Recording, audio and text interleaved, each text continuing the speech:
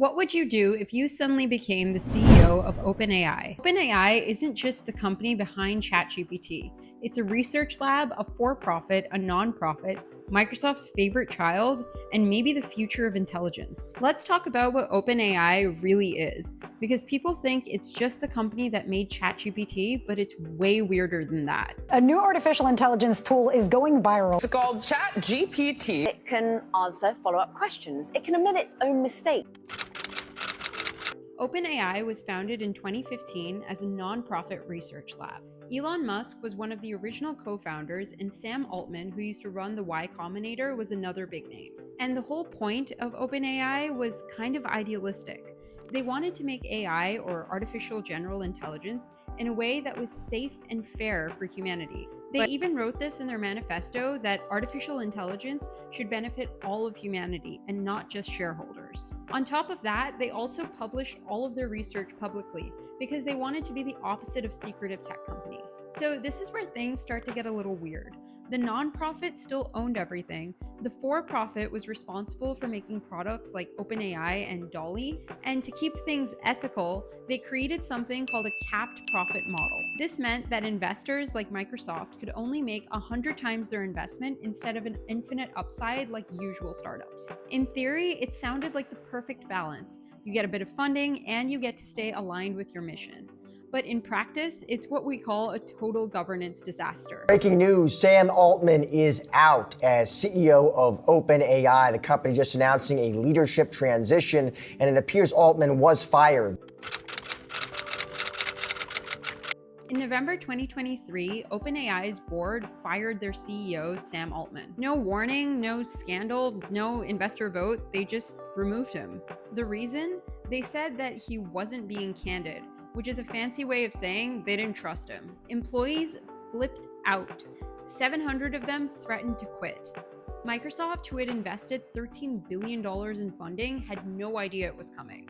5 days later, Sam Altman was back as CEO, and most of OpenAI's board was basically gone. Jesus started the whole wait 3 days thing. He waited 3 days to come back to life. It was perfect. If he'd have only waited 1 day, a lot of people wouldn't have even heard that he died. They'd be all, hey, Jesus, what up? And this wasn't just drama. This was a sign that OpenAI's board is fundamentally broken. So basically, you've got a board that doesn't know how to run a business. You've got investors with no control. You've got employees stuck in the middle. And on top of that, you have the most powerful AI technology in the world with no real system for decision making. So if I were a CEO, I wouldn't just build better models. Okay, now that we've laid out why OpenAI's structure is broken, here's how I'd fix it if I was the CEO. I'd focus on 5 things, and every single one of them is about scaling this company without it collapsing.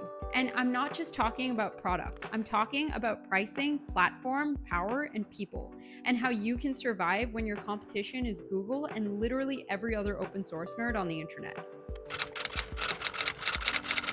Right now, OpenAI charges $20 a month for ChatGPT Plus, and that gets you complete access to GPT-4. But here's the problem, running GPT-4 is expensive. Like, every single answer it gives you burns real money on cloud compute. Think about it like this. Imagine selling someone a Ferrari subscription for $20 a month. At first, it sounds amazing, but then you realize the more they drive, the more you bleed cash. So here's how I'd fix it. For the free tier, you'd get limited access, just access to GPT 3.5 or limited tools. For $30 a month, you'd get access to GPT-4 with limited tools. For $100 a month, you'd get full access to agents, image access, file uploads, and memory. I would also include custom plans for companies. So this would include pricing per usage, API keys, SLAs, or any other fine-tuning options specific for different enterprises. And for developers, no more flat fees. You would pay based on how much you use, just like AWS. So right now, GPT is a product. You go to a website, you type in your query, and the GPT model responds back. But if I was the CEO, I'd turn it into a platform, something that users can build on top of, just like the App Store. Right now, ChatGPT does have a GPT store, but there's no way to monetize, no analytics, and no way to get discovered. I'd fix that like this. Developers get their own prices, they get 70% of the revenues, they get dashboards to track usage, retention, and feedback, and we build featured categories like Lawyer GPT, Therapist GPT, Tutor GPT, and so much more. Think about the App Store. That's what made the iPhone stick. Otherwise, it's just a product. That's the same thing happening over here. The more GPTs that people can build, the less OpenAI needs to build for themselves. Let me be honest, OpenAI is losing its moat. Open source models like Minstrel are catching up fast. Meta is building its own AI products and releasing them for free. And when that happens, you lose your tech advantage fast. Now, if I were the CEO, I wouldn't focus on who has the smartest model. I would focus more on who owns the ecosystem. So here's how I'd build a moat that actually sticks. I'd lock in contracts for proprietary data, like customer service contracts, legal contracts, medical data. Lock in distribution by embedding GPTs into products like Microsoft 365, Notion, Slack, and Stripe. And acquire small infrastructure startups like vector databases or fine-tuning engines to be able to own the entire stack. Because in 2025, it's not about who has the smartest model, but about who's integrated into everybody's workflow. Right now, OpenAI is run like a research lab. There's no clear separation between research, product, and operations. That's how you get a board that fires the CEO over Slack. I'd fix the leadership like this. The CEO would handle the vision and the fundraising. The COO would handle the operations and the scale. The CTO of research would own the model. And the CTO of the product would own the ChatGPT, the plugins, and the GPT store. And there would be an independent chief security officer who would report to the board and not the CEO.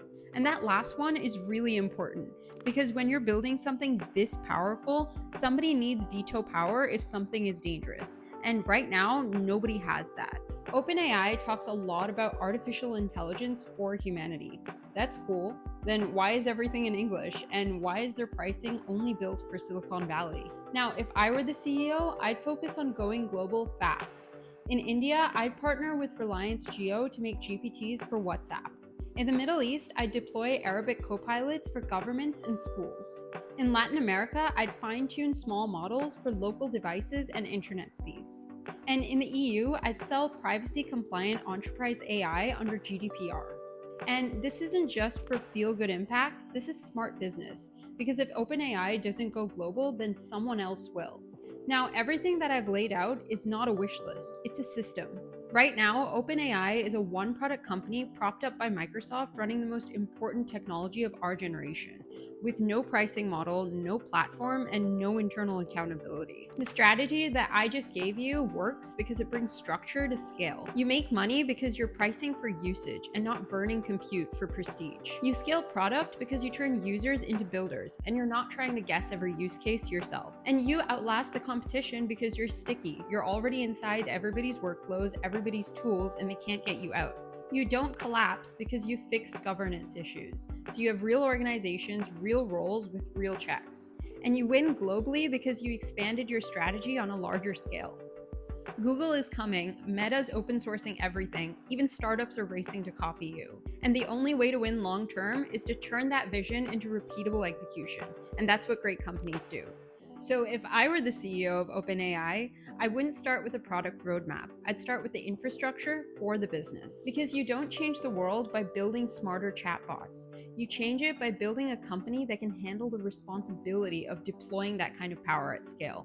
So that's what I would do if I was the CEO of OpenAI. If you like the video, tell me which company I should tackle next.